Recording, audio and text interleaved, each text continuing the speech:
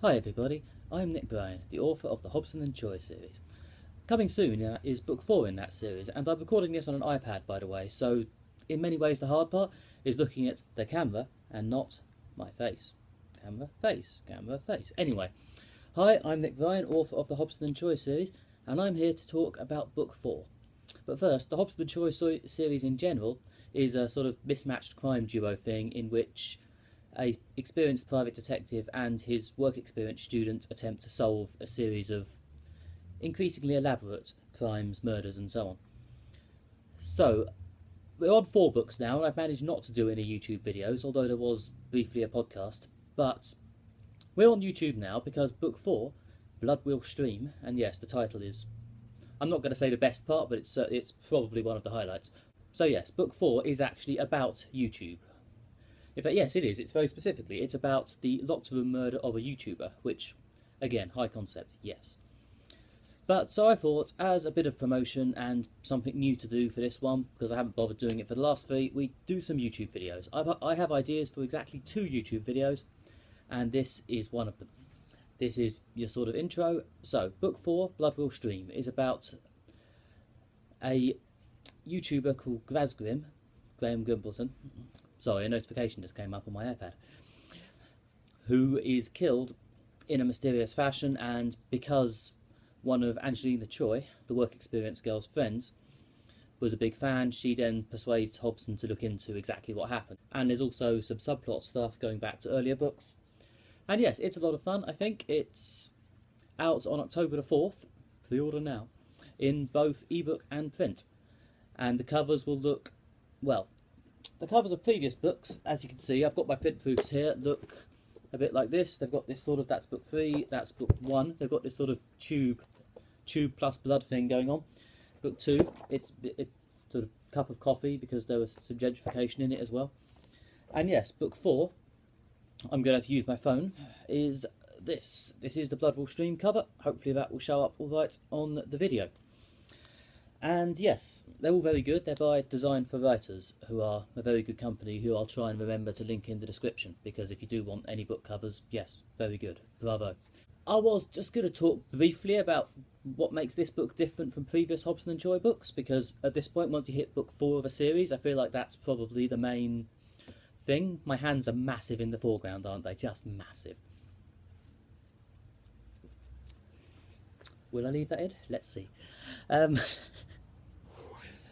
Nervously talking to himself, but of course this is YouTube, so that's kind of what it's all about, isn't it? The refined art of nervously talking to yourself. The 2 big issues I thought of with book 4 which make it different from the first 3 are, firstly, the kind of going a bit back to basics. I know it's a sort of a very pat thing to say for a long-running series, to go, we're going back to basics, we're getting back to the original values, yeah, we're going back to what really made it great. But yeah, we totally are. So, you know, the first book, it's this one. The Girl Who Tweeted Wolf, free on Kindle, is about an actual murder. It's a fairly, yeah, let's say a straight whodunit. It's a fairly basic whodunit anyway. There's a murder, they solve it. Under strange Twitter-related and indeed wolf-related circumstances. But yes, there's a murder, they solve it. Incidentally, I chose this name, in case you haven't guessed, it's a pun on The Boy Who Cried Wolf, lol. But I chose this, I think, just before there was a massive backlash against names starting with the girl on the train, the girl with the dragon tattoo, the girl who did this, the girl who did that, which is mildly frustrating, you know, not great timing for me.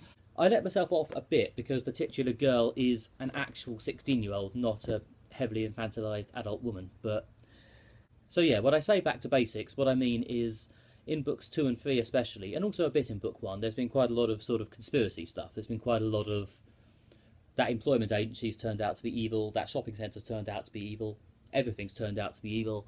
Oh shit. So yeah, I quite like this idea of sort of crime lurking behind every business. I obviously like it because I've used it in all of the Hobson Choi books to some degree. I mean, I'm not even going to pretend it's not in book 4, it's just not in it anywhere near as much. But, I don't know, I did originally start this as a sort of fun procedural crime thing, the sort of mismatched duo stuff you get on sort of castle or something, I guess, only a bit more British and sarcastic. So I thought it would be fun to get back to an actual murder mystery with an actual whodunit and an actual answer, and yeah. And the other thing, which kind of follows on from that, the other thing that I think really makes this one slightly different from the previous three, is, well, Hobson Choi started off as a web series. It started off as an online story. It was on a site called Duke Pop Serials, which is still going, I think. Hi, guys. And yeah, we did quite well there, but I was starting to feel like I could make the books better if I was able to write them in one go and actually plan out the mysteries properly, rather than making it sort of collected editions of web serial chapters, which are written in a slightly more modular way to have slightly shorter arcs, because, I don't know, like book one of Hobson Choi, which is that one, I think, yes, is one long story, but the others are often composed of shorter bits, because 30 weeks is quite a long time to run a web serial story, I found. So yeah, I'm dropped the web serial entirely, and this is the first Hobson Choi book which is entirely written in novel form by me in one long chunk, which, as I've said, because I think that lets me string out the mystery a bit better and beat out how they solve it, I'm pretty sure will make it a better mystery book. But it does mean I haven't had the validation of people commenting on every chapter and telling me they like it, which is, I'll be honest guys, was a big part of my process. So yeah, if anyone wants to leave extensive good reviews on Goodreads or Amazon or something to validate me in replacement of that, then feel free, I won't stop you. Anyway, yeah, this was the first of the several YouTube videos I'm planning on doing to build up to this book coming out in early October. And yes, I hope you enjoyed it or were educated by it. The second one is actually somewhat dependent on external circumstances, but it'll probably be with you in the next week or so, I imagine, depending on when I have time to film it. But for reasons I'll explain in that video, probably I'll need to film it relatively quickly, so it shouldn't be too long. So thank you for watching. If you've enjoyed this and want to see how I fill a YouTube video next, then subscribe and stuff. There's a button down there. I'll also include links to where you can buy the Hobson Choi books, and I'll try and include that Design for Writers link I promised as well. But yeah, okay, thank you very much. Bye.